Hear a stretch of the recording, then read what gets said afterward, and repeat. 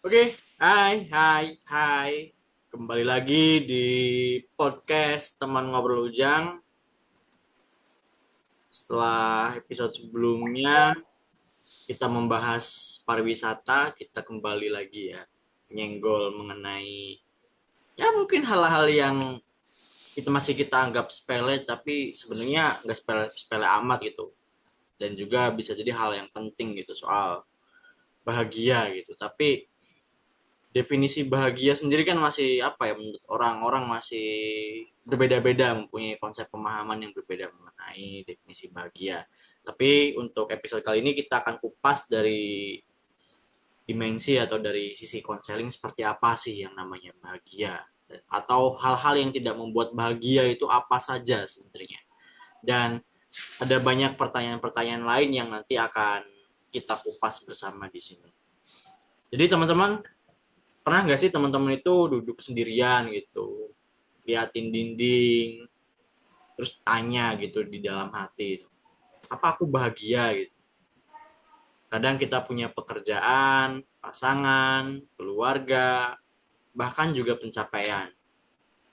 Tapi di balik semua itu jelas ada ruang kosong yang terus bergema gitu. Orang-orang berkata bahagia adalah tujuan. Tapi mengapa semakin kita kejar, ia terasa semakin menjauh yang namanya si bahagia itu. Mengapa senyum bisa menutupi air mata? Dan baik-baik saja bisa menyamarkan retakan di dalam diri. Hari ini kita akan memasuki ruang yang tenang, tempat konselor mendengarkan, bukan menghakimi. Tempat setiap cerita dibuka perlahan seperti lembar buku yang rapuh. Kita juga akan mengurai simpul-simpul yang halus yang diam-diam juga mengikat hati. Dan mencari makna kebahagiaan yang tidak terjebak dalam slogan-slogan kosong. Selamat datang di perjalanan ini, perjalanan yang mungkin tidak menjadikan jawaban instan, tapi bisa mengubah cara kita melihat diri sendiri. Ada teman saya di sini, Mas Pudin. Halo Mas Pudin. Halo Mas Ujang. Oke, gimana kabarnya Mas? Alhamdulillah baik. Mas Ujang sendiri gimana kabarnya Mas? Alhamdulillah baik juga, harus baik kalau kabar itu. Harapannya ya inginnya baik terus gitu, walaupun Iya. ada beberapa hal ya tadi ya yang menyebabkan tidak bahagia, tapi harus jauh baik bahagia gitu. Siap. Mas Ujang sudah bahagia hari ini? Wah, pertanyaan yang sulit ya. Ada bahagianya, bahagia lah, at all bahagia itu. Oke oke. Oke, langsung aja ya Mas gitu, aku mau tanya beberapa hal soal ketidakbahagiaan gitu, atau faktor atau penyebab gitu yang membuat seseorang itu tidak bahagia. Nah, tapi sebelum ke sana kita akan berangkat dulu dari definisi bahagia itu seperti apa sih? Kalau dari sudut pandang konseling nih, Mas. Dari persepsi konseling itu bagaimana sih kita itu mendefinisikan bahagia secara realistis, bukan sekadar euforia secara sesaat. Biasanya bahagia itu hanya sesaat. Realistisnya gimana sih bahagia itu? Oke baik. Terima kasih atas pembukaannya yang sangat wow ya Mas Ujang. Wow. Ketika Mas Ujang menyampaikan bait-bait, menurut saya itu kayak bait ya sebuah sebuah tulisan yang hampir mirip sebuah sastra yang dirangkai oleh Mas Wah, Ujang gitu. wah, wah, wah, Nah, wah, dari wah. yang dirangkai dan disampaikan Mas Ujang di awal tuh saya jadi ingat sesuatu gitu, Wah, Mas. apa tuh? Apa yang kita bahas hari ini tentang bahagia. Hmm. Jadi kalau kita pikir-pikir sebenarnya Mas ya, Hmm. sebenarnya bahagia itu ada tolak ukurnya apa enggak, Mas? Menurut Mas Ujang? Ada sih, harusnya setiap apa ya, setiap perasaan, setiap konsep itu ada tolok ukur dan ada juga indikator-indikatornya, Mas. Oke, ada tolak ukur dan indikator ya. Ya, Nah, kalau itu. kita bahas dari segi penelitian ya ada ya. Ya tetap ada, kalau dari Ada dimensi indikatornya penelitian ya, ada indikator gitu, ada orang bahagia indikator gitu ya. gitu. Seorang itu dapat dikatakan bahagia jika memenuhi aspek A, B, C, D gitu. Oke oke oke oke lah kalau kita bilang bahagia itu ada indikatornya, oke ada indikatornya. Cuman eh gini yang ingin saya sampaikan adalah apakah bahagia setiap orang itu bisa diukur dengan indikator yang sama. Dalam artian bukan bukan aspek psikologis Mas ya. Kalau misalkan Hmm. misalkan si A dia bahagia kalau dapat uang misalkan. Ah. Dengan si B yang emang udah kaya raya, dia uang itu bukan sebuah sebuah sumber kebahagiaan. Maksudnya dia uang udah banyak. Mungkin Hmm. karena ada kesepian akhirnya dia bahagia kalau punya seorang yang bisa menemani. Nah, berarti kan Hmm. kayak tolak ukur atau indikator bahagianya kedua orang ini tuh kan berbeda. Betul. Nah, Hmm. dari situ timbul pertanyaan. Jadi sebenarnya bahagia itu ada tolak ukur tetapnya yang bisa dipakai di seluruh dunia. Wih, Maksudnya, apa tuh? Baru tahu saya. ya enggak, maksudnya ini sebuah pemikiran aja mas Oh ya. ya Jadi ya ya ya ya. bahagia itu sebenarnya apa sih gitu? Dan itu apakah ada tolak ukur yang benar-benar sama gitu? Hmm. Apakah bahagia itu diukur dari seberapa banyak uang yang dia miliki, atau bahagia itu diukur dari seberapa banyak orang yang mencintai dia, atau bahagia itu bisa diukur dengan seberapa banyak popularitas dia, misalkan selebgram atau apa? Apakah itu menjadi tolak ukur standar untuk kita mengukur sebuah kebahagiaan gitu? Jadi kan kayaknya kayak kayak nggak semuanya sama gitu kan. Maksudnya ada seseorang yang dengan hal kecil tuh bisa bahagia. Ada yang repot. Yang repot ini kalau bahagianya tuh harus banyak syaratnya misalkan. Ah. Saya bahagia kalau saya jadi juara satu gitu. Berarti kan repot gitu. Kalau dia nggak pernah juara satu, Gak repot pernah jadinya dia. bahagia Nggak gitu. pernah bahagia gitu kan. Atau misalkan saya bahagia kalau saya bisa jadi polisi misalkan. Nah Hmm. ternyata takdirnya berkata lain. Dia jadi tentara misalkan. Oke lah, tapi dia pinginnya dia jadi polisi. Akhirnya meskipun jadi tentara dia nggak bahagia gitu kan. Hmm. Jadi kalau menurut saya itu kayaknya bahagia itu hampir sama dengan kita mengukur kecantikan. Jadi kan Relatif ada berarti sering ya. istilah cantik itu relatif gitu kan Mas Hmm. ya. Ada orang yang ngira kalau misalkan, oh aku punya mata yang berbinar-binar, oh aku udah cantik gitu. Ada orang lain yang bilang, oh aku punya alis yang bagus, aku udah cantik gitu. Sebaliknya orang yang memandang kecantikan sebuah hal yang, maksudnya orang yang terlalu iri atau ingin selalu memandang orang lain, pandangnya berbeda. Misalkan orang itu cantik karena alisnya bagus, sedangkan alisku jelek gitu. Padahal dari sudut pandang lain, sebenarnya dia juga ada sisi kecantikan gitu kan. Hmm. Atau ada beberapa orang yang sudah menganggap dia cantik.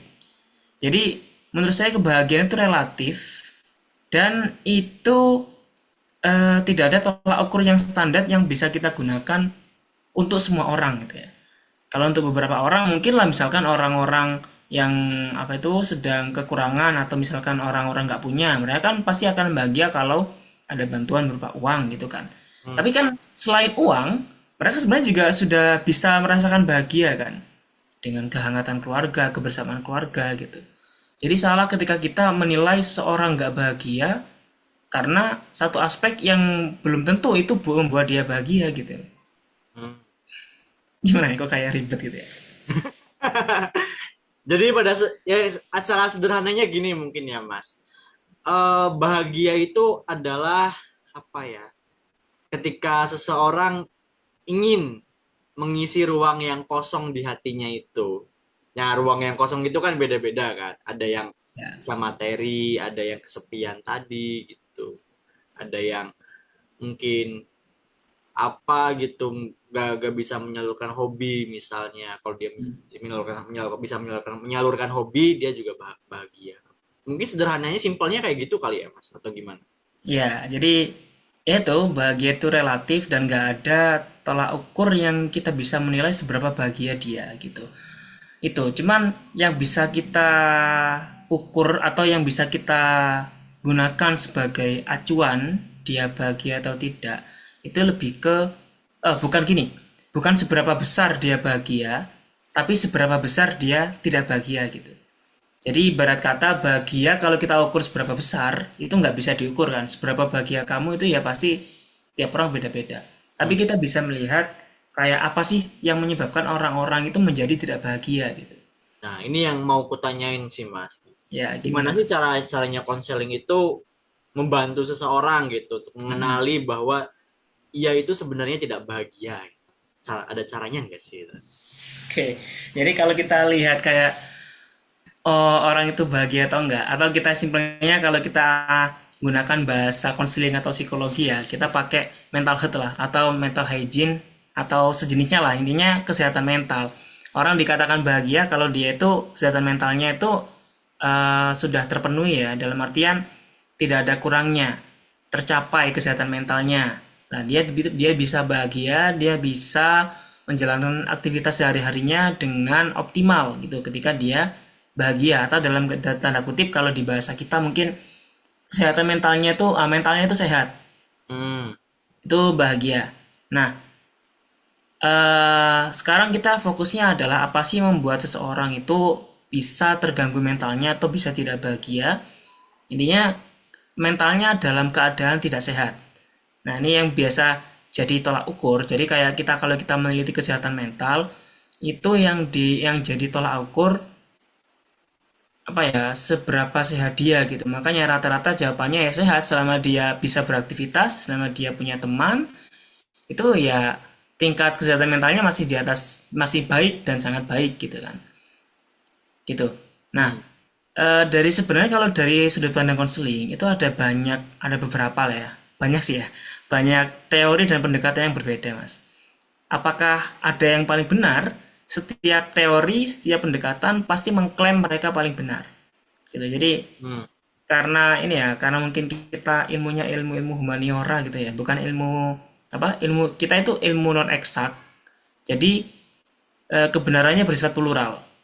Setiap Betul. pendekatan itu mereka mengklaim bahwasanya mereka itu paling bagus dan bisa mengatasi semua gejala kesehatan mental gitu. Nah, sama kayak itu Mas, sama kayak obat sakit kepala. Kan ada banyak Mas.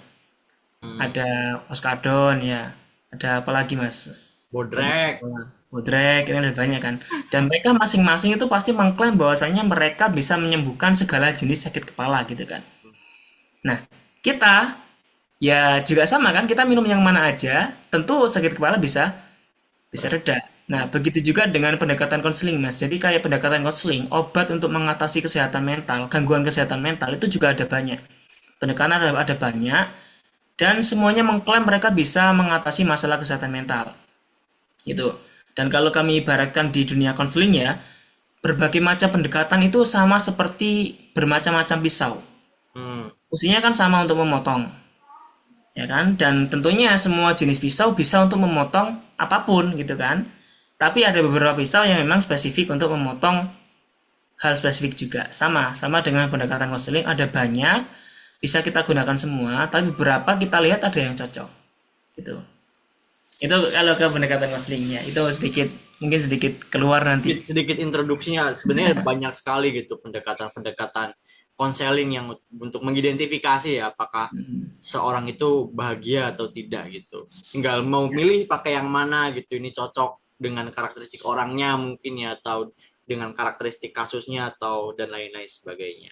Nah, tadi ya Mas soal kesehatan mental gitu. Itu jadi apa ya? Jadi satu tanda gitu, satu tanda ketidakbahagiaan yang seringkali tidak disadari gitu. Nah, ada tanda-tanda lain sih nggak sih Mas selain kesehatan mental gitu, tanda-tanda lain bahwa ada ketidakbahagiaan yang sering tidak disadari orang gitu. Ketidakbahagiaan. Gimana ya? Sebenarnya kalau tanda-tanda itu Dalam tanda kutip tidak disadari orang gitu. Orang itu tidak sadar bahwa dirinya itu sedang tidak bahagia gitu. Ada nggak sih Mas? mungkin eh, ketika dia kurang bisa memaksimalkan potensinya.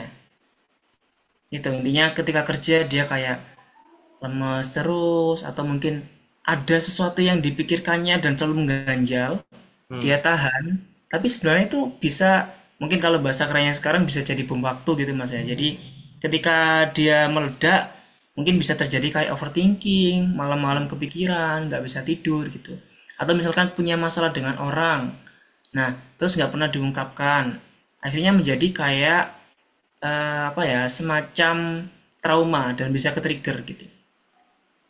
Ya, misalkan ada seseorang, anak dari keluarga broken home misalkan, dan dia Hmm. misalkan benci pada salah satu orang tuanya. Tapi dia nggak pernah mengatakan kalau dia benci, maksudnya nggak pernah menyalurkan emosinya kepada orang yang dia benci atau pada orang yang itu yang ada masalah dengan dia. Akhirnya sampai lama nggak pernah ketemu. Nah, meskipun seolah-olah itu nggak ada pengaruhnya, tapi setiap kali ada hal sesuatu dia tersinggung, atau setiap kali dia eh, disebutkan nama orang tuanya trigger dan ada sesuatu yang mengganjal dan bikin dia sedih. Hmm. Nah, bisa jadi itu salah satu tanda ada masalah gitu. Itu salah satunya. Sebenarnya banyak banyak itu sih. Kembali ke banyak pendekatan. Nah, ada juga contoh lain ketika dia itu selalu merasa, bukan merasa, selalu berpikiran buruk. Hmm. Nah, itu ada berarti dari kognitifnya. Misalnya gini, dalam satu circle, ini kok apa ya? Selalu loncat-loncat ya kayaknya kita ya bahasanya. Ya nggak apa-apa. Jadi, jadi kan bisa aku nggak mas? Jadi itu tadi itu salah satu Hmm. pendekatan dari Gestalt ini namanya. Itu ada namanya unfinished business. Jadi kalau misalkan ada orang yang punya masalah dengan orang orang lain di masa lampau, Hmm. atau secara contoh-contoh realnya misalkan ada dia punya mantan misalkan Hmm. pernah putus sama mantannya, tapi nggak pernah komunikasi lagi dan intinya udah apa ya udah nggak ada kabar. Tapi setiap kali dia ke trigger, setiap kali dengar nama mantannya, dia langsung sakit hati, sesek, ingin nangis atau apa. Lah, berarti dia ada masalah yang belum terselesaikan dengan mantannya. Karena memang belum disampaikan, belum diluapkan emosinya kepada mantannya itu. Nah, itu salah satu pendekatan dengan apa teori unfinished business itu di teorinya Gestalt. Itu bilang bahwasanya salah satu penyebab orang nggak bahagia itu karena ada itu kejadian di masa lampau yang belum usai.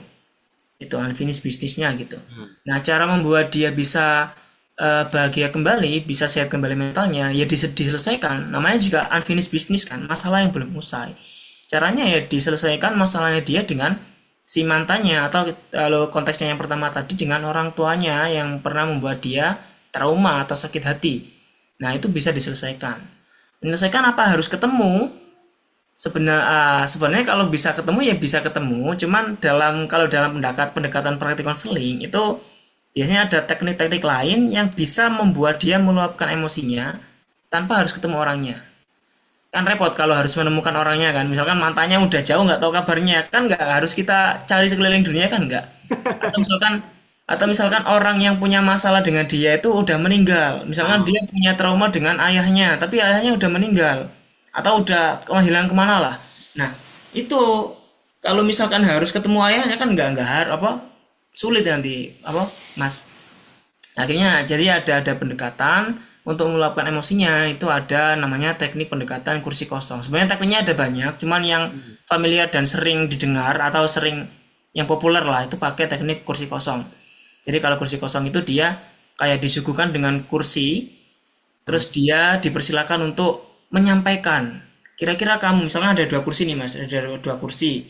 Ini si konselor, ini si konselinya. Nah, bukan bukan maaf.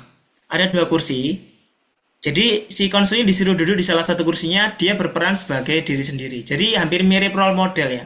Hmm. Terus dia dipersilakan kayak gini. Di kursi yang satunya dibilang gini, coba bayangkan orang yang itu tadi ya, orang misalkan mantan.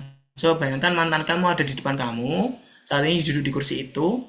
Kira-kira kalau dia ada di sini, apa yang ingin kamu sampaikan? Apa aja luapkan. Nah, karena nggak ketemu langsung kan, jadi ya kayak nggak ada hal yang apa membebani gitu lah ya, jadi dia bisa ngeflorin semuanya gitu. Misalkan aku benci kamu marah-marah gini-gini diluapin semua, misalnya aku marah atau apa diluapin semua. Nah setelah diluapin semua dia dipersilakan untuk duduk di kursi satunya. Sekarang coba kamu duduk di kursi satunya, coba kamu bayangkan kamu adalah orang tadi, kamu adalah mantan kamu yang tadi kamu ceramai itu. Nah, bayangkan kamu di posisi itu terus mendengarkan ocehanmu tadi atau emosimu yang tadi. Hmm. Kira-kira bagaimana perasaan si mantan itu ketika digitukan? Gimana responnya? Ya, dari situ dia kan jadi nanti akan punya istilahnya di Gestalt itu kesadaran baru.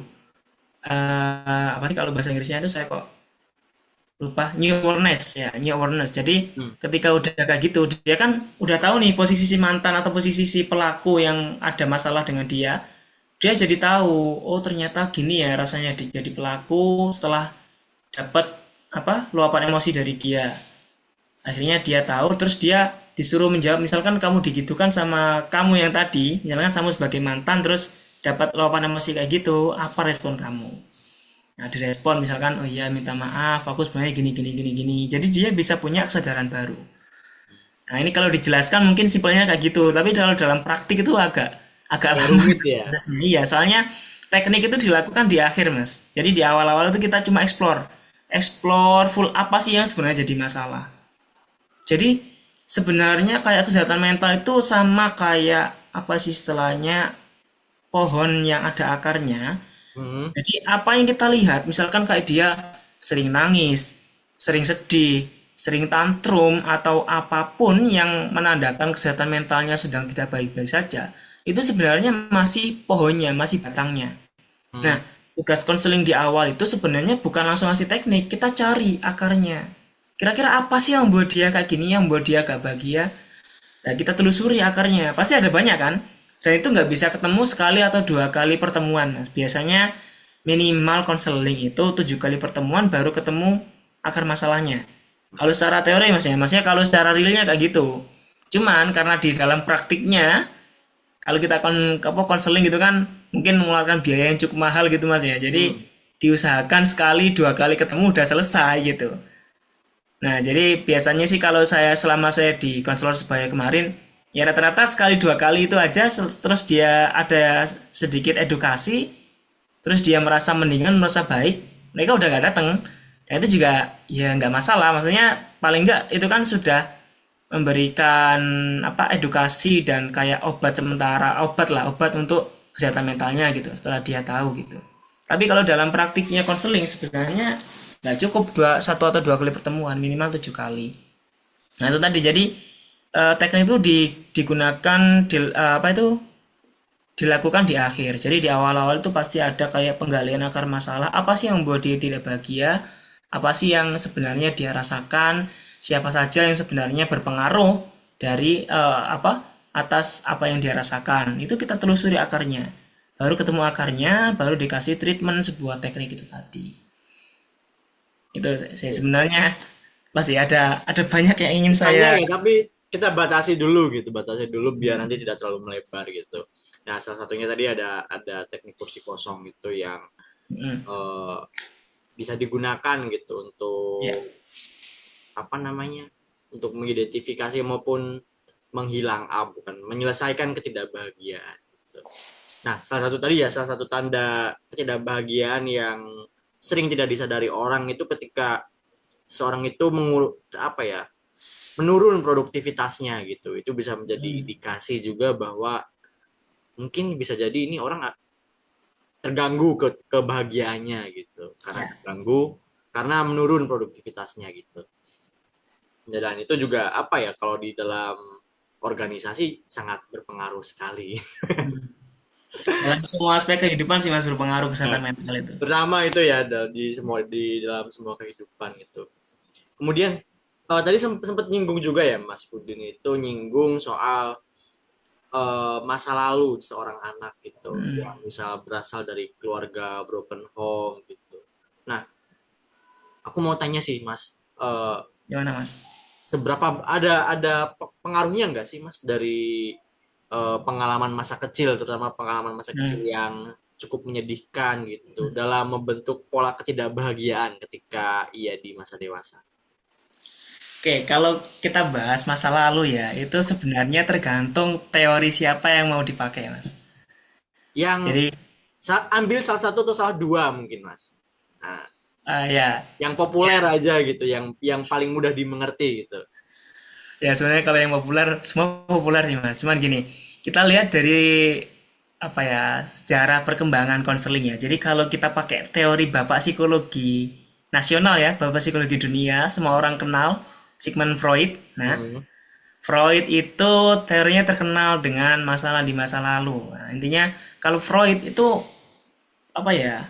Dia sudah stagnan dan nggak mau diganggu gugat bahwasanya masa kecil pasti berpengaruh terhadap masa dewasa gitu kan. Hmm. Atau juga mimpi itu juga berpengaruh terhadap apa itu kondisi kesehatan mental juga. Nah, kalau Sigmund Freud itu dia memang saklek bahwasanya kehidupan di masa kecil itu sangat menentukan kesehatan mentalnya di masa depan gitu kan.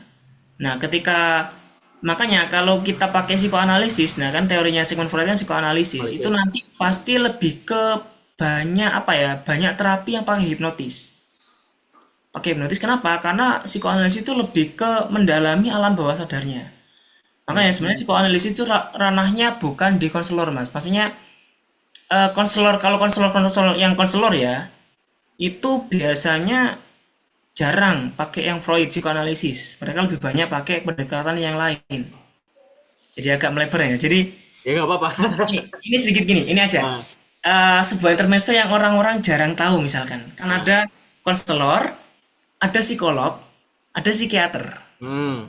Nah, tahu bedanya apa dari tiga ini, Mas? Tiga ini aja, wis. Tiga itu ya, psikiater itu masuknya ke ranah medis ya, itu Ya, dokter ranah dokter medis. jiwa kan, yang bisa meresep apa memberi resep obat itu Hmm. psikiater ranahnya. Kalau psikolog, psikolog itu apa ya, lebih ke ini yang masih masih bingung antara psikolog dengan sama apa dengan konselor itu dua dua hal yang dua dua hal yang sama atau beda gitu Ya, karena cakupannya masih betul belum kan? jelas batasannya gitu menurutku ya. Ya, memang batasannya mungkin secara umum batasannya emang kurang jelas ya. Bahkan orang-orang Indonesia pun bingung ya. Maksudnya mereka kalau misalkan lagi patah hati atau lagi sakit hati habis diputusin pacar ke psikolog atau ke konselor gitu kan. Sedangkan Hmm. yang terkenal itu psikolog gitu. Hmm. Bahkan banyak guru BK yang dari kalangan psikolog. Padahal Betul. mereka nggak apa itu nggak menempuh Konselor. pendidikan yang itu fokusnya adalah ke ranah BK-nya gitu. Sedangkan Hmm. BK sendiri itu bukan psikolog, Psikolog. tapi psikolog bisa jadi profesi BK. Nah, sebenarnya ada apa ya? Ada tingkatan job desk-nya sendiri tuh, Mas. Jadi kalau saya ibaratkan itu ya seperti Mas Ujang eh, di pantai wes ya. Di pantai kan Nah. ada daratan ya. Hmm. Daratan, terus garis lautnya, di bawah garis laut kan udah lautan ya kan? Hmm. Ke dalam lagi itu udah dalamnya lautan. Nah, Hmm. kalau saya gambarkan, laut itu seperti garis-garis bawah sadar. Hmm. Nah, jadi selama kita di daratan, di atasnya laut, berarti itu kita berada di ranah sadar. Kalau di bawah laut, kita udah di ranah alam bawah Bawah sadar. sadar. Semakin ke dalam, itu kan udah sangat bawah sadar ya. Nah, itu job desk-nya di situ. Job desk-nya kalau konselor, jadi gini, secara sederhananya itu konselor itu menangani kasus seseorang kesehatan mental yang itu masih di atas sadarnya. Hmm. Di atas laut ya, di daratan ya. Intinya masih suatu yang dia sadar. Ya, misalkan Mas Ujang, misalkan ya Mas Ujang aja ya. Misalkan Mas Iya, Ujang nggak habis apa-apa. diputusin ceweknya, sedih nggak Mas? Sedih. Mas Ujang sadar kalau Mas Ujang sedang sedih. Sadar. Nah, karena itu sadar, itu sebenarnya ranahnya di konselor. Konselor. Atau misalkan gini, Mas Ujang depresi, sangat depresi karena diputusin, terus udah putus asa kayak nggak ada orang lain yang mau nerima Mas Ujang lagi atau kayak gimana intinya banyak overthinking gitu. Hmm. Mas Ujang sadar bahwasanya aku sedang depresi, aku sedang pikiranku semrawut gitu loh, nggak karu-karuan. Tapi dia masih sadar kalau dia itu pikirannya kemana-mana, nggak karu-karuan. Nah, itu masih ranahnya konselor. Nah, Hmm. sekarang kita bahas yang di bawah laut, alam bawah sadar itu kayak gimana? Pernah tahu bipolar, Mas? Pernah. Bipolar tuh orang dengan dua kepribadian ganda ya. Hmm. Kalau di film-film mungkin kita bisa lihat kayak film apa yang kemarin tuh? Filmnya Marvel yang Moonlight Wah, aku nggak ikut Marvel ya. Aku taunya, atau aku taunya Kurohige gitu. oh itu ada tahu itu Cavendish Cavendish. Cavendish Nah, Cavendish itu. Ah. Cavendish kan kalau dia tidur tiba-tiba dia jadi Jadi monster tuh kan. narkoba. Ah. Nah itu kan udah di bawah alam bawah sadarnya. Hmm. Nah, sebenarnya itu udah masuk ranah psikolog. Jadi kalau kita gambarkan secara job desk-nya sebenarnya kayak gitu.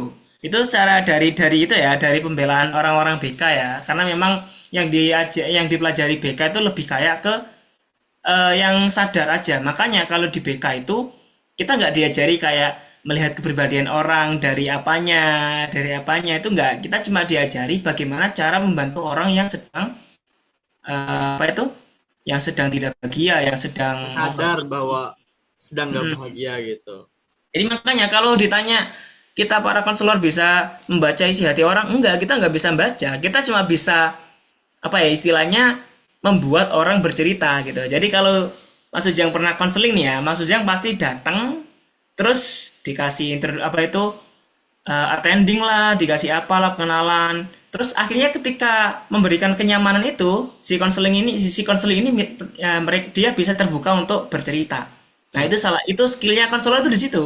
Jadi skill kami itu bukan membaca pikiran orang, bukan membaca watak orang, enggak. Skill kami lebih ke skill untuk membuat orang bisa bercerita akan masalahnya. Hmm. Sehingga kita bisa membantu orang tersebut mencapai kebahagiaan atau mencapai kesehatan mental. Ya, Itu. oke. Nah, Makanya orang-orang sering salah paham kalau kalau konselor bisa membaca ini, bisa ini enggak. Justru yang diajari untuk membaca watak, membaca apa itu kan psikolog. kepribadian psikolog ya ranahnya. Nah, jadi saya pernah punya kenalan teman psikolog. Dia tuh nih, misalkan pernah dia unjuk skill ya. Hmm. Kita dikasih kertas suruh gambar rumah sama pohon. Nah, Hmm. dari situ bisa lihat kepribadian dia kayak gimana, cara dia gimana lah. Konselor itu nggak diajari kayak gitu. Mungkin bisa ya, mungkin mungkin ada juga tekniknya kayak teknik apa itu? Teknik apa sih kok lupa aku namanya. Intinya konseling dengan menggambar gitu itu kan ada juga kan. Hmm. Apa namanya? Lupa aku. Intinya ada tekniknya. Cuman Ya, ya. kita lebih skillnya konselor itu lebih ke membuat orang Itu bercerita. bercerita gitu. Orang gimana Mas? Ya, ya lebih ke membuat orang lain bercerita kepada kita. Ya, dia terbuka, dia bisa menyampaikan masalahnya, akhirnya dia mendapatkan empati dan merasa didukung, akhirnya bisa mencapai kesehatan mental. Hmm. Itu skillnya konselor. Nah, sedangkan kalau psikolog itu ranahnya alam bawah sadar. Hmm. Makanya kayak orang bipolar itu dia nggak sadar kalau punya dua kepribadian ganda. Misalkan dia sekali-kali pingin marah terus, dia nggak tahu kenapa dia kok tiba-tiba marah gitu loh. Hmm, ya, Terus ya. sekali-kali dia aman, sekali-kali dia apa itu pingin marah, pingin nangis, atau sekali-kali dia enggak gitu. Itu kan dia nggak sadar kalau dia kayak gitu. Hmm. Atau bahasanya orang gila gitu, orang setengah gila gitu. Dia nggak sadar tiba-tiba gini, dan dia nggak tahu apa yang buat dia kayak gitu. Atau misalkan saya pernah nanganin salah satu konseling mas ya, itu kayaknya udah di ranah alam bawah sadar. Soalnya dia bilang ada kata-kata apa ada bisikan loh yang selalu membisiki dia kayak itu pisau diambil pisaunya buat bunuh diri. Nah, itu bisikan. Kalau Hmm. pas saya tanya kenapa kok kayak gitu, apakah pernah berpikir kayak gini atau merasa gini, nggak pernah. Dia nggak pernah merasa apa, nggak pernah berpikiran buruk, nggak pernah apa. Tapi tiba-tiba kayak ada suara dan kadang kayak bising banget gitu, padahal di tempat sepi. Nah, itu kan kayak kalau kita nalar secara logika ya, secara alam sadar ya, kok bisa orang kayak gitu? Nah, itu kan berarti udah di bawah sadar. Nah, kalau sudah di bawah sadar itu ranahnya ke psikolog. Oh. Soalnya kalau kita udah bukan ranahnya lagi, maksudnya bukan bukan ranahnya konselor kayak gitu mas gitu. Itu makanya skillnya konselor itu lebih lebih ke diarahkan untuk bagaimana kita berempati, bagaimana kita memberikan dukungan emosional itu ketika konselor. Kalau psikolog, kalau udah masuk ke ranah bawah sadar, makanya kayak ada hipnoterapi. Hipnoterapi itu lebih ke ke psikolog kan mas. Hmm. Jadi terapi dengan hipnotis gitu. Nah salah satunya psikoanalisis tadi. Ini kan tadi yang ditanya cuma apa ya, Cuma cuma masa pengalaman masa kecil itu kecil ya. itu. Ah. Ya, jadi kalau menurut Freud, pengalaman masa kecil itu sangat berpengaruh. Makanya kalau di Freud ada psikoanalisis itu pasti ada hipnotisnya. Ya, mungkin yang terkenal id, ego dan super ego ya. Hmm. Tapi yang apa kalau kita pakai psikoanalisis itu lebih apa ya? Lebih rumit sih kalau menurut saya. Soalnya ada terapinya tuh, terapi yang kita harus masuk ke zona alfa, di mana zona alam bawah sadar yang bisa dia mengingat kembali masa kecilnya gitu. Itu Freud. Nah, di teori lain ada beberapa yang bilang itu berpengaruh, tapi nggak semuanya gitu. Hmm. Jadi meskipun masa kecilnya buruk, itu masih bisa diubah dengan penalaran logika lah. Intinya bisa diubah dengan kita memperbaiki apa yang perlu diperbaiki. Misalkan kayak gaya hidupnya. Gaya hidup itu, jadi ini salah satu teorinya psikolog individualisme psikolog itu punyanya Adler. Ada istilahnya gaya hidup. Gaya hidup itu gini mas Ujang pernah lihat atau mungkin punya teman yang dia kalau ada masalah pasti menghindar. Maksudnya misalkan apa ya, ada masalah dengan temannya gitu, Hmm. dia nggak mau menyelesaikan masalah itu, tapi pilihannya pasti menghindar. Intinya udahlah, karena aku punya masalah dengan dia, aku nggak mau ketemu dia, apapun yang terjadi aku nggak mau ketemu dia. Hmm. Nah, itu salah satu gaya hidup menurut yang ada tadi ya. Jadi gaya hidup di sini bukan kayak berfoya-foya, tapi gaya hidup bagaimana dia menyikapi masalah. Jadi misalkan pernah tahu ada anak SD yang dia tuh sering pindah-pindah sekolah, Mas. Hmm. Nah, itu kan berarti salah satunya mungkin juga karena gaya hidupnya. Gaya hidupnya semasa kecil dia sering menghindari masalah. Jadi di SD 1 ada masalah, dia nggak Pindah. mau, ya dia nggak mau menyelesaikan masalahnya, nggak mau gimana diskusi, akhirnya ya udahlah pindah aja, pindah. Terus di SD 1-nya kena masalah lagi, nggak mau ditelusuri masalahnya apa dan diselesaikan, tapi langsung pindah aja, pindah gitu. Akhirnya berpengaruh ke ketika dewasa, dia cenderung menghindari masalah. Kalau ada masalah dengan si seseorang si A, dia nggak mau ngobrolin masalahnya, tapi langsung cut off, maksudnya nggak mau ngomong baik-baik, langsung ya udah cari yang teman yang lain gitu. Nah, itu salah satu gaya hidup. Nah, itu bisa dipengaruhi dari bagaimana dia dibesarkan semasa kecilnya gitu. Itu bisa diubah dengan itu ya, dengan memberikan penalaran, dengan memberikan edukasi tentang gaya hidup dan sebagainya, dan itu bisa diubah. Itu ada lagi juga teori-teori lain, dan kalau kita bahas teori yang lebih terbaru Mas ya, Hmm. teori konseling yang lebih terbaru itu lebih banyak pakai teori kognitif. Nah, kalau udah di ranah kognitif itu udah nggak ada pengaruhnya masa lalu gitu. Maksudnya masa kecil itu nggak ada pengaruhnya.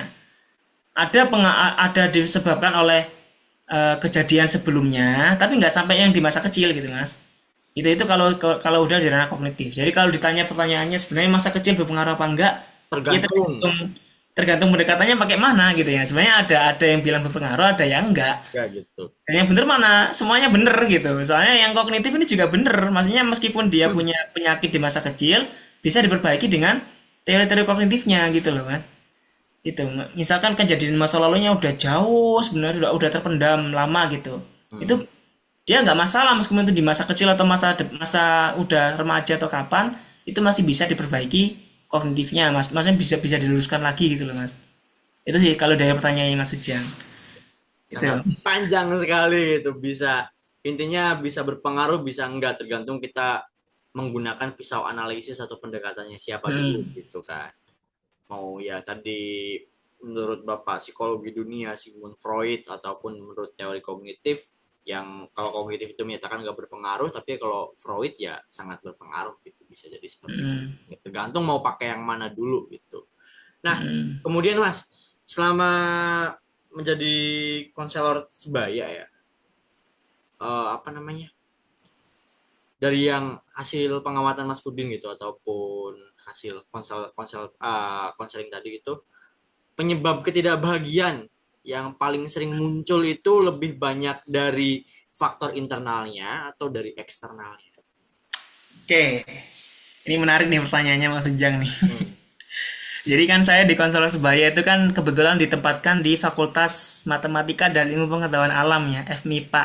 Hmm. Yang terkenal mungkin kalau orang-orang UN-nya itu nganggapnya FMIPA itu orang-orang ambis yang selalu ngejar akademik terus gitu kan. Nah, Dan kenyataannya gimana ya? Kenyataannya menurut saya bisa iya bisa tidak gitu. Dan rata-rata orang-orang FMIPA yang konseling di saya itu permasalahannya kebanyakan dari eksternal.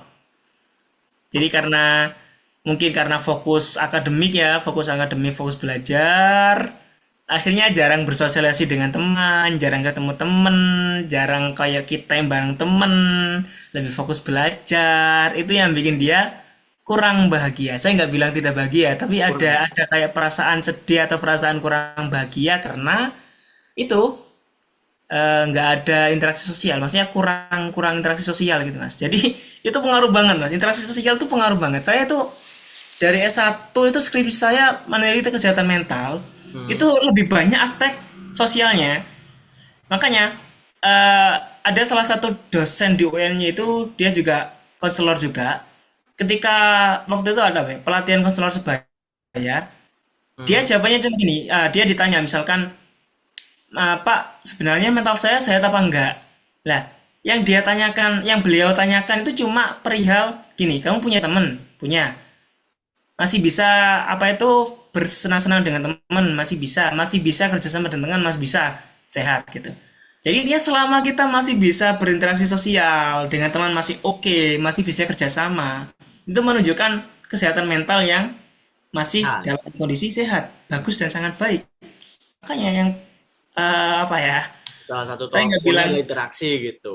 iya, saya nggak bilang paling berpengaruh, tapi sering yang mempengaruhi kesehatan mental itu adalah interaksi sosial, gitu. Oke, nah, Nah, jadi jadi selama dia punya banyak teman yang saling support lah ya, teman yang saling support, yang intinya nggak toksik lah kalau bahasa sekarang ya. hmm, Beda lagi kalau dia di lingkungan yang toksik dan apa ya, apa-apa dikit-dikit dijelekin, itu justru jadi yang malah bikin kesehatan mentalnya turun. Kayak misalkan bullying kan salah satu circle yang toksik gitu kan. hmm, Nah, kalau kita punya banyak teman tapi mereka suka bully semua, toksik semua, ya bukan bukan kesehatan mentalnya yang bagus, tapi malah bikin turun, malah bikin gak bahagia. Justru ketika keluar dari circle itu merasa tenang. Nah, itu contohnya circle yang toksik. Tapi selama dia punya teman yang saling mendukung, suportif, selalu ada, dan bisa buat teman cerita. Nah, itu intinya Mas. Jadi kenapa sih orang nggak sehat mentalnya? Ini yang sering terjadi ketika dia ada masalah, hmm. dia nggak ada tempat buat menceritakan masalahnya. Akhirnya dia dipendam sendiri, akhirnya jadilah masalah kesehatan mental. Nah, itu salah satu fungsi teman atau fungsi sosial. Beda ketika seorang itu punya teman yang saling support. Kalau ada apa-apa, misalkan ada masalah cinta lah atau apa, ada tempat buat cerita, ada tempat buat dia meluapkan emosinya gitu loh, Mas. Dan emosinya itu dibalas dengan dukungan, dengan empati, simpati, dan dukungan. Akhirnya dia tidak merasa sendiri. Itu yang membuat mental dia sehat. Gitu. Sebaliknya, kalau ada teman yang toksik, misalkan dia sedang patah hati atau ada masalah, cerita ke itu, tambah dilebih-lebihkan masalahnya, kayak disalahkan. Itu kamu sih gitu, gini ya, karena kamu sih gitu. Nah, dia bukannya mentalnya sehat, justru sebaliknya dia tambah merasa salah lah, Oh, merasa nggak bener lah atau apa, itu yang bikin toksik. Jadi kalau pertanyaan tadi apa sih yang bikin orang apa itu nggak apa apa tadi pertanyaan Mas?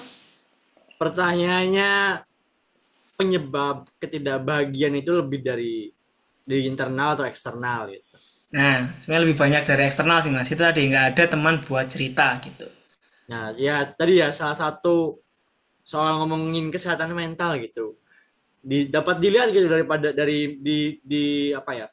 Dari sisi apakah seseorang itu punya teman atau enggak gitu tadi ya. Bisa ngobrol apa Hmm. enggak dan Ya hubungannya intinya selama baik-baik aja dia atau enggak gitu kan. hmm, Kalau kalau itu ya, semua terpenuhi ya selamat kondisi mentalmu baik-baik aja gitu.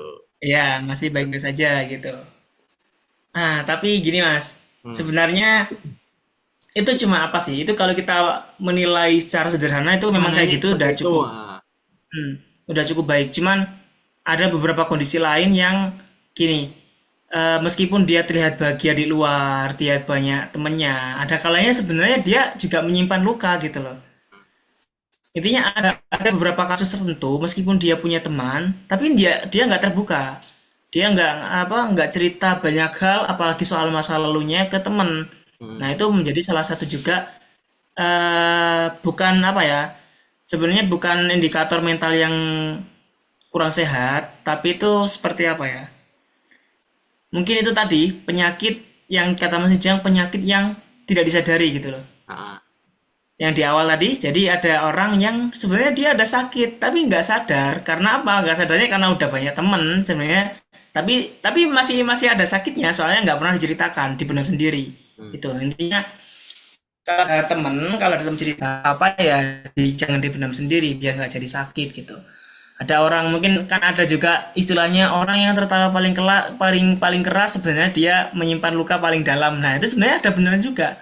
Ada orang yang sebenarnya dia sakit hati cuman karena nggak pingin orang tahu, akhirnya dia kayak sok kuat di depan umum. Nah itu juga apa ya, juga bahaya gitu. Soalnya ya kalau ada sakit hati atau apa ya ceritakan. Kalau ada punya teman yang bisa dipercaya buat cerita, silakan ceritakan gitu. Jadi tadi itu indikator secara umum aja Mas ya. Kalau Ah, ya. dia masih bisa berteman, masih bisa kerjasama, mentalnya masih bagus. Tapi kalau kita mau lihat seberapa dalam penyakit yang ada pada dirinya, ya kita konseling dulu. Jangan langsung ngeklaim, oh dia banyak temennya, dia bahagia. Enggak semuanya. Ada Semuanya. yang punya banyak temen, ternyata ada penyakit yang nggak pernah dia ceritakan ke temen. Ketika konseling ketahuan lah, oh ternyata dia punya orang tua yang galak atau orang tua yang bikin dia sakit hati di masa lalu gitu. Akhirnya pecah lah itu misalkan jadi konseling ya. Terus ternyata dia bisa cerita, oh itu bisa apa ya nangis gitu loh. Ternyata dia ada luka batin yang belum sembuh gitulah bahasanya gitu meskipun punya teman. Tapi secara umum kalau dia masih bisa berinteraksi dengan temannya, ya dia mentalnya sehat gitu. Itu ya, Itu. jadi Terus ini secara Mas, sederhananya itu gitu. terus ini ada hal menarik juga sih Mas. Ya, Apa jadi kan itu? seperti yang aku mention di awal tadi ya, bahwasanya karena ini ilmu non eksak dan humaniora yang dalam artian kebenarannya bersifat plural ya. Hmm. Ada apa nggak ada yang salah, tapi ya semuanya benar. Nah, ini saya pernah baca bukunya Sigmund Freud, judulnya itu Peradaban dan Kekecewaan di Dalamnya. Nanti coba silakan googling itu ada kok. Nah, itu ada hal menarik yang aku mention di situ, Mas. Di situ bilang bahwasanya oke lah yang membuat kita bahagia adalah sosial atau eksternal mas ya. Tapi di sisi lain yang buat kita nggak bahagia juga eksternal gitu. Jadi kesehatan mental itu lebih banyak faktor eksternalnya dari teman. Tapi yang membuat dia sakit hati juga teman gitu kan. Dari teman gitu. Ah. Iya, misalkan ada orang dia dari kecil sampai dewasa sampai umur-umur sekitar lah seumuran kita dia nggak pernah pacaran, Hmm. dan nggak pernah jatuh cinta, nggak pernah tertarik sama orang. Saya tanya, apakah dia pernah patah hati? Kalau dia nggak pernah pacaran, Tidak menutup kemungkinan juga dia pernah patah hati gitu. jadi apa ya? Istilahnya gini, orang bisa merasakan patah hati itu kalau dia Udah jatuh cinta dulu. jatuh cinta lah. Atau misalkan orang bisa gagal move on kalau dia pernah pacaran. Kalau nggak pernah pacaran ya enggak gitu. Jadi yang disampaikan Freud di buku itu sebenarnya apa ya? Yang membuat orang tidak bahagia itu justru orang lain gitu. Misalkan Mas Ujang di rumah atau di dunia ini sendirian misalnya nggak ada orang lain, bebas ngapain aja. Berarti kan Mas Ujang ya udah bahagia gitu. Mungkin ada kekosongan tapi ya kayak ya udah nggak ada yang peduli gitu kan. Hmm. Sebenarnya agak sulit dijelaskan konsepnya. Cuma aku notisnya itu kayak dalam banget gitu lah. Jadi sebenarnya yang buat kita merasa sakit itu orang lain. Karena kita mungkin berekspektasi tinggi pada orang lain ya. Misalkan Mas Ujang pingin dihargai atau pingin dapat apa dibalas cintanya sama seseorang gitu. Hmm. Ternyata orang itu nggak membalas cintanya sesuai yang diinginkan Mas Ujang. Akhirnya jadi sakit hati kan. Hmm. Jadi patah hati. Cinta bertepuk sebelah tangan ya karena yang satunya nggak cinta gitu. Ketika kita mengharapkan kebahagiaan dari orang lain Hmm. dan ternyata itu nggak ada, itu buat kita patah hati. Itu makanya sebenarnya kebahagiaan itu ada dari dalam diri kita sendiri. Makanya ada istilahnya juga jangan menggantungkan kebahagiaan pada orang lain. Ya karena kita bisa bisa sakit hati atau bisa kecewa itu ya karena orang lain. Kalau kita nggak percaya orang lain dalam artian kita ya udah hidup sendiri apa apa ya udah apa itu nggak menggantungkan kebahagiaan pada orang lain itu bisa lebih bahagia gitu. Bahkan di bukunya itu Freud bilang bahwasanya satu-satunya cara untuk selamat dari penderitaan di dunia itu adalah dengan tidak berhubungan dengan orang lain. Gitu. Jadi nggak punya cinta lah, maksudnya nggak mencintai orang lain, nggak pingin dekat dengan orang lain, itu menjadi salah satu hal yang bisa membuat kita nggak merasakan kekecewaan.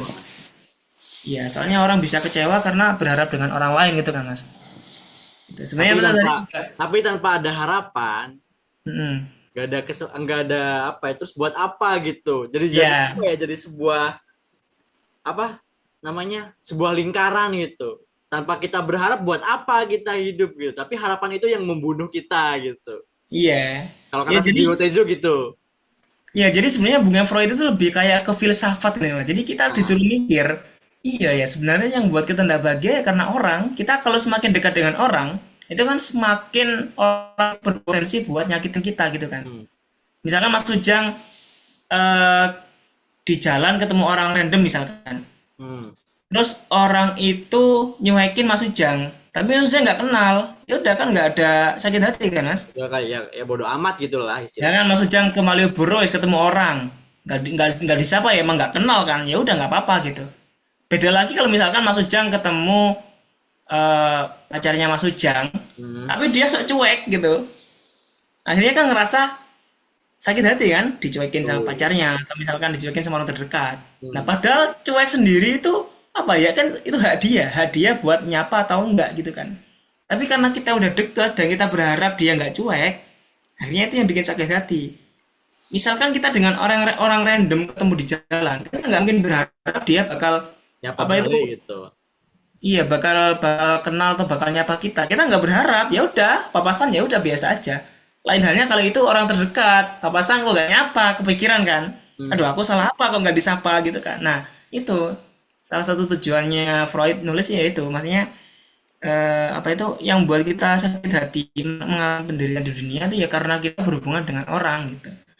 Tapi juga itu lagi sebuah apa sih lingkaran, ya itu lingkaran itu apa namanya paradoks ya. Paradoks lah ya istilahnya gitu. Ya ada paradoks. Jadi kalau kita nggak berhubungan dengan orang, oke lah kita nggak merasakan kecewa. Hmm. Tapi kalau kita nggak berhubungan dengan orang, ya buat apa hidup ini gitu kan? Ah, Itu paradoks. Kita hidup berhubungan dengan orang, kecewa. Nggak berhubungan dengan orang, ya buat apa? Akhirnya berhubungan dengan kenapa orang, gitu tuh? kecewa lagi Ah, gitu. Ini muter-muter filsafat. Intinya ya mungkin makna yang bisa kita ambil dari itu ya itu tadi sih. Bahwasanya jangan menggantungkan kebahagiaan kita pada orang lain gitu. ah, Kalau kita menggantungkan kebahagiaan orang kita kebahagiaan kita pada orang lain, akhirnya ketika orang lain nggak bisa memberikan apa yang ingin kita apa kita mau, akhirnya kecewa, kecewa, sedih lah gitu. Makanya itu kan terkenal kan kebahagiaan itu dari apa yang bisa kamu kontrol gitu kan. Jadi sering kan dengar itu Mas? sering Ada hal sering. yang di luar kontrolnya seseorang, di ruang kontrolnya Mas Ujang, ada hal yang bisa Mas Ujang kontrol. Jadi untuk kita bisa bahagia adalah kita fokus apa yang bisa kita kontrol. Ada orang lain benci kita, itu kan di luar kontrol Untuk kita. kita gitu. Ya, yang bisa kita kontrol gimana kita meresponnya. Oh ya udah kalau dia benci ya udah. Udah gitu. Ya udah, aku nggak akan ngerespon dia kalau emang dia nggak suka. Itu sesuatu yang bisa kita kontrol. Beda lagi kalau kita menggantungkan ke orang lain, pas orang itu benci ke kita, ya kita jadi sedih lah kalau kita menggantungkan kebahagiaan pada orang lain. Jadi berpikir kenapa sih dia membenci kita gitu. Iya, iya gitu sih mas. Sangat panjang, oke, sangat panjang dan sebenarnya menarik sebenarnya untuk ditelusuri lebih lanjut gitu. Tapi ya kalau kita telusuri lebih lanjut ya mungkin nyampe 3-4 jam nggak bakal selesai obrolan ini gitu. Nyampe Mungkin 4-5 SKS gitu. Mungkin akan sampai segitu. iya, orang belajar konseling dan psikolog itu satu apa? Kuliah S1 kan 4 tahun, Hmm. ditambah S2 2 tahun. Itu cuma untuk belajar itu. Cuma untuk belajar dan tidak cukup Iya. diringkas dalam satu podcast yang Heeh, durasinya 1-2 jam nggak bisa gitu. iya. Iya, tapi mungkin sebelum kita akhiri Mas ya, mungkin Enggak. Gini enggak, bukan ingin mengakhiri gitu oh aja. bukan ya. Hanya Ya, oke. memberitahu aja gitu. Oke, Iya, iya, iya. masih masih banyak sebenarnya obrolan yang ingin Hmm. aku sampaikan gitu. Tapi itu ya apa ya untuk membatasi aja gitu biar biar tidak terlalu jauh gitu karena nggak bakal cukup waktunya gitu. Iya. Nah, terus Mas, kalau dalam konseling itu Mas, ada caranya nggak sih gitu ketika tadi ya, ketika kita ingin menggali akar masalah ketidakbahagiaan pada seseorang gitu atau pada seorang klien tanpa merasa dihakimi atau tanpa merasa diancam gitu. Ya, ini kan juga ngetren juga kan bagaimana kita bisa apa itu memberikan masukan atau kita bisa ngobrol tanpa menjudge ya, menghakimi gitu kan. Betul. Jadi kalau di konseling itu ya mungkin sering sering sering dengar juga lah ada namanya empati gitu kan Mas. Hmm. Jadi kami di konseling itu Mas, ada kata-kata yang atau ada hal yang kita nggak boleh ngasih. Maksudnya ini memang jangan sampai kita konseling ngasih saran. Hmm. Jadi misalkan Mas Ujang apa ya, gini lah sebelum kita ke contoh, jadi di konseling itu kita menghindari memberikan saran secara Saran. langsung. Hmm. Kenapa? Karena bakal ditolak mentah-mentah dan itu kayak apa ya, nggak memberikan empati gitu. Bayangkan misalkan Oh iya. misalkan Mas Ujang lagi gini wis, misalkan Mas Ujang ada masalah dengan ceweknya misalkan, Hmm. pasti kan sakit hati dan nggak bisa dijelaskan itu kan. Terus Hmm. Mas Ujang cerita ke temennya, temennya bukannya mencoba mengerti Mas Ujang tapi langsung ngasih saran, ya udah putusin aja gitu. Hmm. Kira-kira gimana misalkan Mas Ujang di posisi pacarnya nih kan, yang namanya pacar kan yang pasti cinta gitu kan dan Hmm. pengen bareng, terus ada masalah gini gini gini, terus curhat ke orang, orangnya malah bilang ya udah putusin aja kalau sering tengkar, atau kalau nggak cocok ya udah putusin aja. Kira-kira Mas Ujang langsung bilang iya atau enggak gitu. Ya enggak lah. Nah ya, jadi kalau misalkan itu salah satu kenapa kita nggak ngasih saran, karena saran tuh nggak selalu cocok sama semua orang gitu. Oke, jadi apa ya? Kayak jadi ini apa ya, ngaruh apa? Berhubungan juga gitu sama pengalamanku gitu. Beberapa kali aku Gimana mas? berhasil gitu membuat orang bercerita. Nah ya, Nah, bakat ya. salah satu skill itu mas. Jadi Mas Ujang udah punya salah satu skillnya konselor gitu. Jadi, Tapi, nah tapinya ini, tapi ketika diberi saran hmm, itu sering ditolak mentah-mentah itu. nah itu makanya Jadi yang membedakan konselor dengan teman biasa. ya dengan curhat biasa gitu ya. Jadi di konseling itu nggak ada ngasih saran mas. Jadi Hmm, kita membantu konseli buat sembuh dan keluar dari masalahnya itu nggak dengan saran secara langsung ya, tapi kita ajak diskusi itu. Misalkan nih Mas Ujang ada masalah dengan ceweknya, daripada saya bilang udah putusin aja, pasti saya bilangnya gini. Terus menurut Mas Ujang dia baik apa enggak buat Mas Ujang? Nah pasti kan jawabannya kan buat bikin Mas Ujang mikir kan. hmm. Oh iya ya, dia sebenarnya baik, tapi dia sering nyakitin aku gini gini gini. Lah, kan dia sering nyakitin kamu. Menurut kamu kalau dia sering nyakitin kamu, itu baik apa enggak? Jadi kan mikir lagi kan. Hmm. Oh iya ya, berarti kan dia nggak baik. Ya berarti kalau kalau dia nggak baik, kamu harus gimana ke depannya gitu. Jadi kayak kita refleksikan gitu Mas ya. Hmm. Jadi nggak langsung udah putusnya aja enggak, tapi kita ajak diskusi. Nah, Kamu gimana kalau kayak gitu? Dia udah nyakitin kamu, dia udah sering apa bohong ke kamu misalkan, dia udah selingkuh. Menurut kamu kalau dia udah kayak gitu, itu masih baik atau enggak ke kamu gitu. Dan jadi kita tanyakan kembali, akhirnya dia mikir, oh iya ya dia udah selingkuh, dia nggak menghargai aku, berarti kan dia buruk buat aku. Lalu kita tanya lagi, kalau yang misalkan menurut kamu dia buruk, berarti gimana langkah kamu ke depannya gitu. Iya kayaknya ya udahlah aku putusin aja gitu. Nah, itu kan berarti kan jadi solusi itu berasal dari dia. Jangan jangan kita yang ngasih solusi. Jadi itu rule-nya ketika kita melakukan konseling itu adalah solusi berasal dari konseli. Bukan kita yang ngasih solusi, tapi solusi yang tapi konseli yang mikirkan solusi. Kita cuma membantu dia keluar dari hutan belantara. Jadi kalau diibaratkan orang kalau lagi ada masalah mas, kalau dia lagi kesehatan mentalnya terganggu, itu ibarat dia tersesat di tengah hutan belantara. hmm. Jadi kan orang kalau udah depresi, dia kan nggak bisa ngelihat mana yang benar mana yang enggak kan. Kayak semuanya kayak apa ya, bahasa Jawanya mungkin kayak rupek gitu loh. Hmm. Semuanya kayak bingung, ya apa gitu, gimana ini ya, kayak intinya dia nggak bisa melihat jalan dengan jelas gitu. Yang seharusnya ini selesai dengan gini aja, dia bingung. Jadi orang kalau lagi ada masalah pasti bingung mas. Maksudnya pasti dia kayak tersesat di tengah hutan belantara. Nah tugasnya konselor, kita membantu dia untuk menemukan jalan. Jadi kita bukannya narik dia, ayo keluar keluar dari sini, enggak. Tapi kita tunjukkan, maksudnya kita bukakan hutan belantara itu, kita bukakan kayak tadi diajak dialog diskusi dengan kayak menurut kamu kalau kayak gini itu bener apa enggak. Lah, berarti kan dia bisa mikir lagi. Akhirnya dia keluar dari hutan belantara, dia bisa tahu mana jalannya benar. Itu konselor mas. Jadi kita menghindari memberikan saran. Terus itu rule-nya yang itu terus salah satu rule-nya itu ya apa solusi itu berasal dari konseli. Jangan kita yang ngasih solusi. Gitu. Jadi ibarat kayak misalkan nanganin masalah putus patah hati atau misalkan perselingkuhan ya. Yang memutuskan dia untuk mutusin pacarnya itu bukan kita, tapi harus dari dia gitu. Gimana caranya dia sadar bahwasanya itu salah gitu. Itu dari kita. Gitu Mas kalau konseling itu. Itu sih. Tadi pertanyaannya gimana? Kok sampai ke sini? Pertanyaannya itu bagaimana sih dalam konseling itu kita eh, menggali menggali Ah, atau ya ya memecahkan ya. masalah tanpa klien itu merasa dihakimi atau terancam gitu, tanpa merasa dijudge gitu. Ya, oke. Gini. Eh, orang kalau lagi punya masalah, terus datang mencari bantuan ke orang lain, yang pertama kali dia inginkan itu apa, Mas? Apakah langsung pingin dapat saran atau pingin dijudge? Kan nggak mungkin ya. Mungkin kalau pengen dijudge itu. Apa menurut Mas Ujang? Yang pingin dia dapatkan pertama kali ketika dia punya masalah terus cerita ke orang gitu loh. Yang pertama dia bisa pengen menyampaikan keluh kesahnya Mhm. dulu gitu kan. Mhm. Kalau habis ini ada dua, menurutku ada dua gitu. Ada yang butuh saran langsung, atau ada yang satunya lagi itu kayak minta, kan tadi ya yang disampaikan Mas Pudin itu minta dibukain gitu.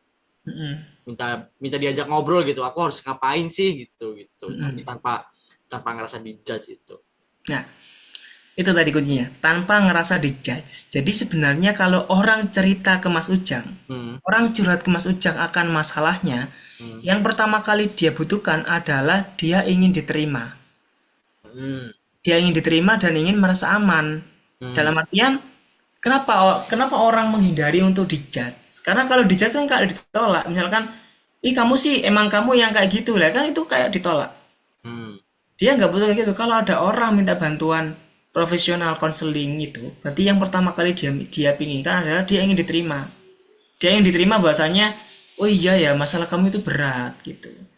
Oh iya ya emang kalau kayak gitu itu aku paham kalau itu kayak gitu itu sakit. Dia ingin tahu bahwasanya dia ingin orang lain juga merasakan apa yang dia rasakan. Ingin diterima. Makanya untuk menggali akar masalah, pertama kita buatkan suasana atau apa sih bahasanya itu aku kok agak lupa mas. Eh, membangun apa sih bahasa lainnya relasi itu? komunikasi, Bukan bukan bukan.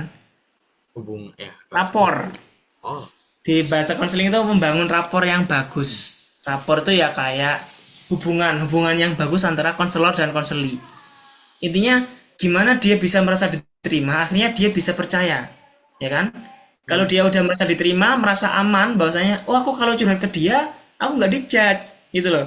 Aku jadi apa ya? Aku bisa misalkan sederhana gini mas, sederhana kalau misalkan gini mas, misalkan ada temannya Mas Ujang hmm. cerita ke Mas Ujang kalau misalkan dia selingkuh, apa yang pertama kali misalkan kalau ada orang kayak gitu ke Mas Ujang, kira-kira Mas Ujang mau ngomong kayak gimana dan kira-kira orang itu butuh apa ketika bilang ke Mas Ujang? Kalau biasanya sih ya, misal ada orang tadi misal Hah? cerita ke aku gitu, aku habis selingkuh gitu. Biasanya aku tuh tanya dulu, kenapa ngopo kayak gini selingkuhi, ngopo, pengen ngopo saja neng. Biasanya Nah, biasanya langsung kayak gitu kalau aku gitu. Pengen golek ya. opo ngono. Nah sebenarnya ya emang itu yang dibutuhkan, maksudnya Hmm. ketika orang curhat aku selingkuh gitu, daripada langsung dia nggak mungkin pingin disalahkan kan. Hmm. Setiap orang nggak mungkin pengen dijat atau disalahkan. Jadi ketika ada orang datang cerita aku selingkuh, yang pengen dia dapatkan adalah dimengerti. Hmm. Makanya sebenarnya yang dikatakan Mas Jang itu sudah benar menurut saya. Jadi ya ditanya, kenapa kamu kok kayak gitu gitu. Tapi ya tergantung tergantung orangnya juga sih Mas. Hmm. Beberapa beberapa teman-temanku ada yang bebal juga gitu. Lah Kalau ya, kalau kalau udah bebal ya aku langsung goblok-goblokin gitu biasanya.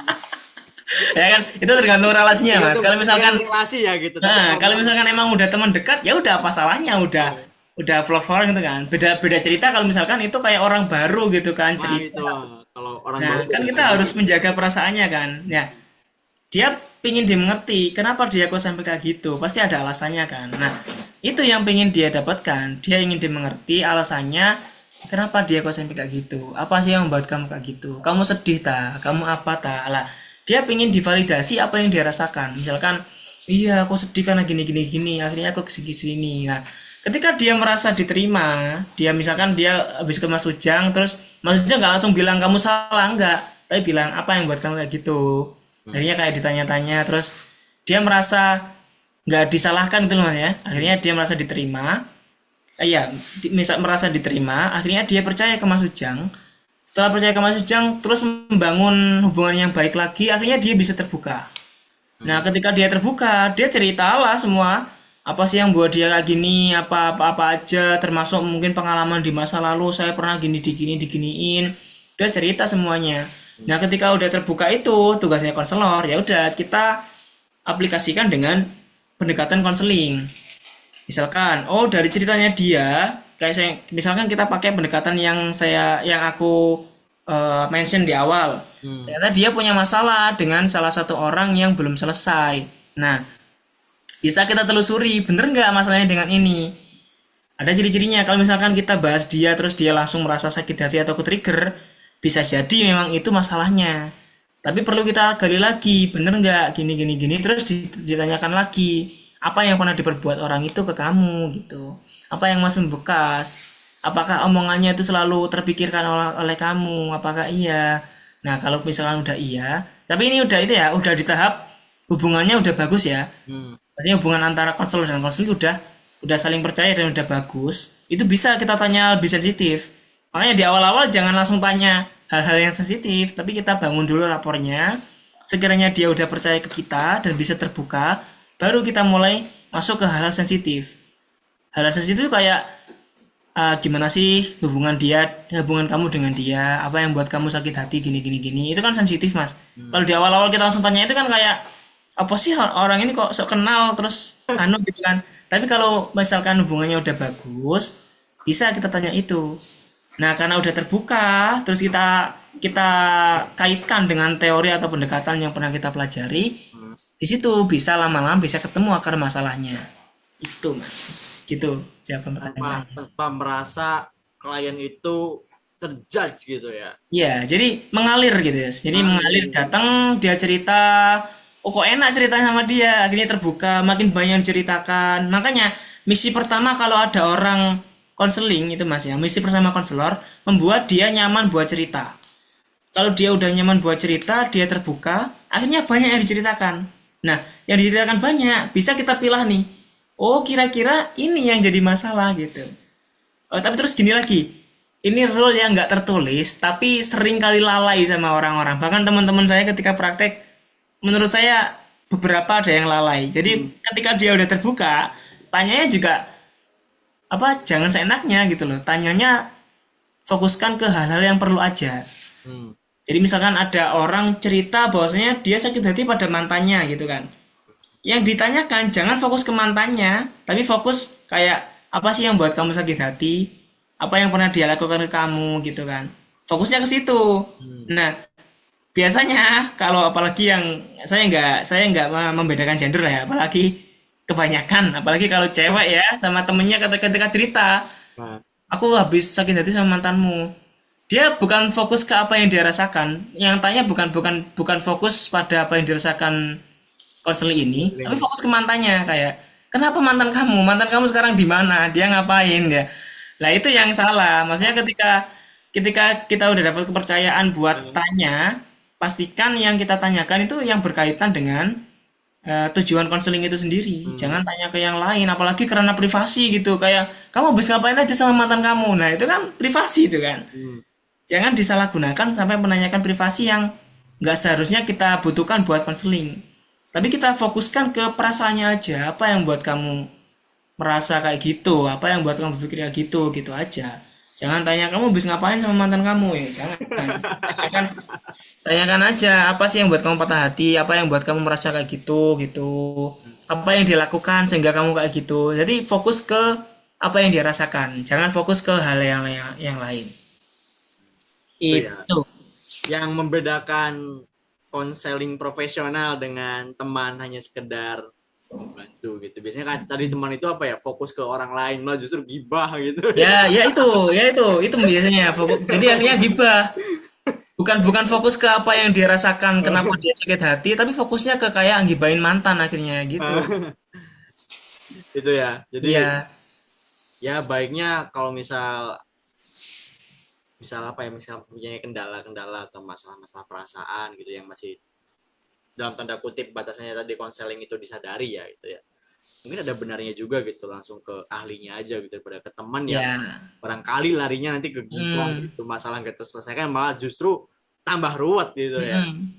Sama, Nah, sama bedanya tadi itu Mas, kalau ke temen cenderung kita langsung dapat saran. Sedangkan kita nggak butuh saran, kita butuh dimengerti, dipahami gitu. oke. Nah, Itu sih, terus cuman hmm, eh apalagi ya, ada hmm, ada sedikit sebenarnya nggak selalu benar gitu juga. Gimana sih jelasinnya? Ya itu, jadi kalau bedanya kita ke profesional gitu kita bisa lebih dipahami, lebih fokus ke masalah kita. Kalau hmm, ke temen, kesannya curah biasa, nanti jadinya gibah. hmm. Gitu. Akhirnya nggak fokus ke apa yang kita rasakan, nggak fokus ke masalah kita. Itu salah satu beda antara profesional dengan cuma ke temen. Nah, tapi Mas, rata-rata orang kalau sakit hati atau patah hati, siapa yang pertama kali ditemui? Teman. Nah, pasti teman kan, orang Nah, terdekat kan. Dan sedangkan teman, nggak semua teman tuh punya keahlian profesional buat memberikan bantuan konselor. Apa konseling. Makanya ada banyak kampus, bahkan di dunia konseling, banyak menyuarakan istilahnya konselor sebaya. Nah, konselor sebaya ini tujuannya apa? Tujuannya ya biar apa ya, biar bisa mengatasi masalah kesehatan mental hmm, tanpa harus apa ya, lebih lebih menyeluruh lah Mas, lebih kompleks. Soalnya misalnya mahasiswa sakit hati itu pasti yang ditanya yang apa yang diceritain yang ditemui pertama itu pasti temennya, nggak mungkin langsung ke profesional gitu. hmm. Makanya salah satu tujuan ada konselor sebaya karena itu gitu. Itu sih Mas. Oke. Terus Mas, gini, biasanya kan dalam sesi konseling gitu ada satu kenyataan yang tidak dimungkiri ya, ada kenyataan pahit gitu ya, menjadi salah satu menjadi sumber yang salah satunya itu jadi sumber ketidakbahagiaan gitu. Nah, caranya konselor itu membantu gitu, membantu klien untuk buat menerima bahwa ada kenyataan pahit gitu bagi Hmm. konselingnya itu gimana Mas? Yang jadi sumber ketidakbahagiaannya. Ya itu ya yang saya mention di awal bahwasanya memang prosesnya butuh lama kan, itu mengalir dan kita nggak bisa misalkan kita di hari pertama langsung bilang kamu gak bahagia karena ini, itu dia pasti langsung nolak, enggak kok aku lo nggak kayak gitu gitu kan, dia pasti denial. Hmm, Orang itu lebih lebih banyak denial, lebih banyak defending gitu Mas. Jadi kalau kita langsung langsung apa ya, kita langsung apa sih istilahnya, kita langsung ngetok masalah kamu kayak gini, terus kamu dibilangin di awal, itu pasti kebanyakan dia denial. Makanya mengalir. hmm, Mengalir ketika udah lama baru kita jelaskan. Maksudnya kita kasih edukasi bahwasanya kamu itu kayak gini karena kayak gini gitu. Contohnya kalau yang sering ya Mas, maksudnya yang sesuai dengan pertanyaan ini pendekatan kognitif. Jadi kalau pendekatan kognitif itu ada istilahnya irrational belief. Eh, apa ya, belief itu kepercayaan kan, kepercayaan atau pemikiran yang tidak rasional gitu. Atau di kognitif yang lain ada namanya eh, distorsi pikir gitu. Ada pikiran yang bermasalah. Nah, pikiran yang bermasalah atau keyakinan yang tidak rasional itu baru bisa kita temukan ketika kita udah ngobrol banyak, hmm, baru ketemu. Dan kalau udah ketemu, kita mendebatnya, tapi mendebat dengan apa ya? Istilahnya itu debat Aristoteles, apa? Aristoteles. OS. Jadi Aristoteles itu kalau mendebat, ya ala-ala filsafat, nggak langsung bilang kamu salah, nggak. Tapi kayak dipancing. Menurut kamu, pemikiran kamu yang kayak gini, itu bener nggak gitu? Gimana ya kalau nyontohkannya ya?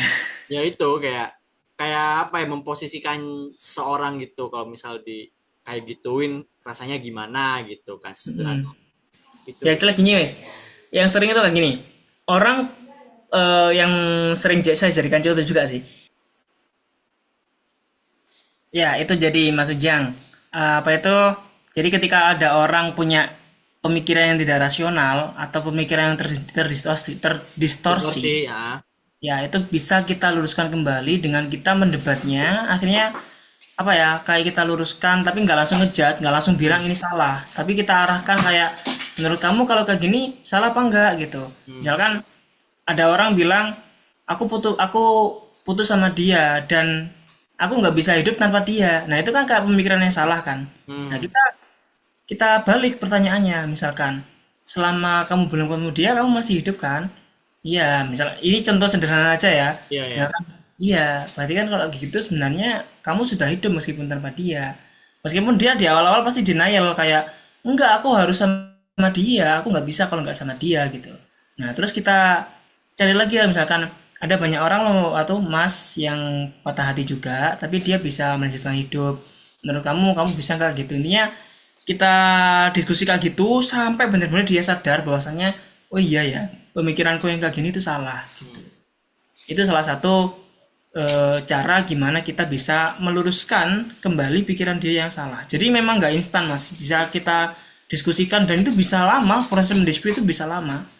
Atau gini, kalau misalkan ini ada buku bagus, mungkin sudah terkenal ya, ada buku judulnya Berani Tidak Disukai. Hmm. Nah, itu isinya percakapan. Itu percakapan dengan dialog Aristoteles. Jadi dia kayak mengarahkan. Jadi itu ada ceritanya pemuda yang tidak bahagia datang pada filsuf. Hmm. Tanyalah mbah mulai kebahagiaan itu apa dan apa. Dia terus bertanya sampai di akhir buku itu ya isinya cuma dialog itu aja. Dialog yang akhirnya mengubah pikiran pemuda itu. Nah, kurang lebih cara kita mengubah pikiran konsili kayak gitu. Jadi kita dialog gitu sampai akhirnya dia sadar bahwasanya oh iya, pemikiran saya yang berpikir bahwasanya nggak bisa hidup tanpa dia itu salah. Itu Mas, contoh untuk bagaimana cara kita meluruskan kembali pikiran konsili yang salah, yang apa terdistorsi lah atau yang tidak rasional. Itu sih Mas, simpelnya kayak gitu. Terakhir Mas, nih, terakhir ya kita batasi ya, jadi waktu yang membatasi kita gitu. Siap.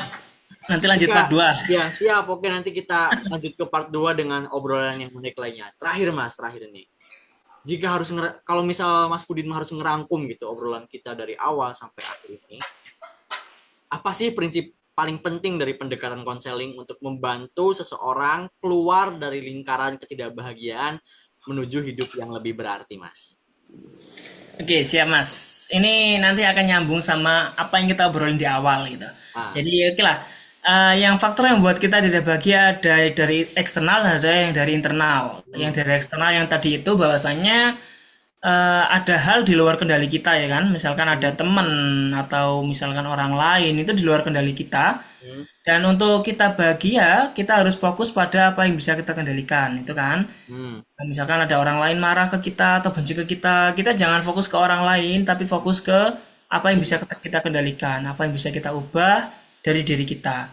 Atau bahasanya ini apa tuh ada pernah saya dengar dari podcastnya Om Deddy ya, ada bilang kayak gini, mengibaratkan kalau misalkan ada orang ngebakar rumah kamu, yang pertama kamu lakukan mengejar orang itu atau memadamkan api rumah kamu. memadamkan api. Memadamkan api. Jadi ketika kita ada masalah dengan orang, kita jangan fokus ke orangnya, tapi fokus apa yang bisa kita lakukan ke diri kita. Misalkan kita memadamkan api, kita atur bagaimana emosi dan perasaan kita. Itu yang kita kalau di faktor eksternal. Nah, ini yang tadi sempat belum belum dibahas, tapi akan saya sampaikan secara ringkas juga. Faktor internal juga ini juga kadang berpengaruh. Hmm, Jadi orang nggak bahagia kenapa sih? Karena dia itu ada hal-hal yang dia memberikan syarat untuk dia bahagia. Kayak tadi yang kita bahas di awal, bahagia atau apa sih? Misalkan kalau ada orang bahagianya nunggu kaya, berarti dia ya sulit, dia nggak akan bahagia sebelum dia kaya. Ada orang yang dia merasa apa itu dia bahagianya itu syaratnya adalah harus dengan punya pacar, maka selama belum pacar dia nggak bahagia. Nah, kenapa mereka nggak bahagia? Karena mereka mensyaratkan diri sendiri untuk bahagia. Mereka tidak menerima diri mereka untuk bahagia apa untuk secara apa adanya. Ya, aku bahagia kalau aku ganteng, aku bahagia kalau aku kaya. Berarti kan bahagianya harus ada syaratnya. hmm, Nah, kalau ingin bahagia dari dalam, dari internal kita adalah terima diri kamu apa adanya. Ini kata-katanya dari Albert Ellis. hmm, Itu dia bilang accept yourself unconditionally.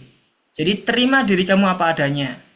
Jadi dengan kamu menerima diri kamu apa adanya, kamu nggak harus kaya buat bahagia, kamu nggak harus pinter buat bahagia, kamu nggak harus juara satu buat bahagia, tapi apapun kamu bisa bahagia dengan diri kamu asalkan kamu menerima kamu apa adanya. Jadi misalkan, oh aku kayak gini, nggak pinter-pinter amat, nggak kaya-kaya amat, tapi aku menerima diriku yang kayak gini. Nah, karena dia menerima diri dia yang kayak gitu, dia bisa bahagia. Itu sih Mas untuk gimana. Jadi closing statementnya kalau untuk bagaimana cara kita bahagia, saya ngambil kata-kata dari Albert Ellis, salah satu penemu pendekatan teori konseling kognitif. Hmm, Itu dia bilang accept yourself unconditionally. Jadi terima dirimu apa adanya adanya. untuk Oke. bisa lebih bahagia. Mantap Mas, dari saya. sekali. Oke, terima kasih Mas Pudin. Jadi itu ya, mungkin kebahagiaan bukan berarti menghapus semua luka gitu, tapi mengakui bahwa luka itu bagian dari diri kita. Mungkin ia tidak datang dari dunia yang tiba-tiba menjadi sempurna, tapi dari hati yang mau berdamai dengan ketidaksempurnaan. Konseling tidak berarti konseling tidak memberi jalan pintas, tapi ia mengajarkan kita membaca peta. Peta batin yang mungkin selama ini kita simpan di saku tanpa pernah kita buka. Dari setiap kata, kita belajar bahwa bahagia bukan sekedar perasaan, tapi proses. Proses memahami, proses menerima, dan proses merawat diri. Jadi setelah episode ini berakhir, mungkin pertanyaannya itu bukan lagi apakah aku bahagia gitu, tapi apakah aku sudah benar-benar hadir di hidupku sendiri? Karena seringkali kebahagiaan itu sudah ada di sini, menunggu kita pulang. Terima kasih teman-teman sudah mendengar obrolan pada episode kali ini. Ya, itu ya. Jadi intinya semoga kita selalu berbahagia dengan diri kita apa adanya, menerima kita apa adanya. Ya memang ya dari sananya sudah kayak gini ya, terima-terima aja gitu. Oke, sampai jumpa di episode berikutnya dengan obrolan atau topik menarik lainnya. Tetap terus pantau podcast Teman Ngobrol Ujang. Saya kembali lagi ya kepada Mas Pudin. Saya banyak-banyak mengucapkan terima kasih kepada Mas Pudin sudah ngobrol ya mengenai cara hidup bahagia dan mengetahui banyak sekali gitu faktor-faktor yang membuat kita tidak bahagia yang umumnya sering terjadi dan ditemui di dunia konseling. Oke, terima kasih. Salam sehat dan sampai jumpa. Sampai jumpa Mas Ujang. Salam bahagia sekarang. Salam bahagia. Oke.